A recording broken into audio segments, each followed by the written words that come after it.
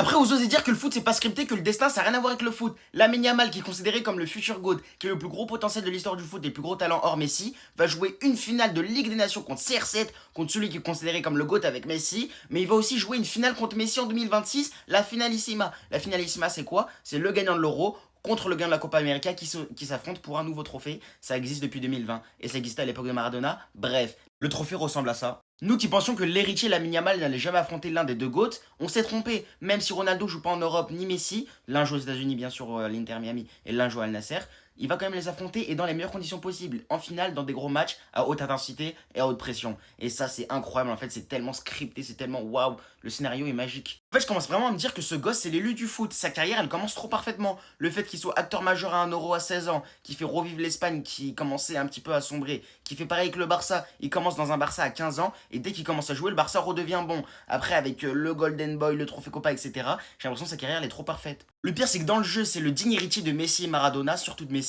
le fait qu'il est ailier droit, qui contribue énormément au jeu, qui est très très bon dans les passes, qui est très très bon pour enrouler du pied gauche, et même en dribble il ressemble un petit peu à Neymar, donc en fait le mec c'est fou. Mais en plus de ça, dans le fait de gérer la pression, de créer de la hype, de parler avant les matchs, d'assumer, de se lancer des défis, il fait penser à CR7. Rien qu'il parle et rien qu'il assume, il aime trop avoir de la pression sur ses épaules. En fait, ce mec, c'est vraiment l'élu du football, mais l'élu avec un grand L, avec un grand E, bref.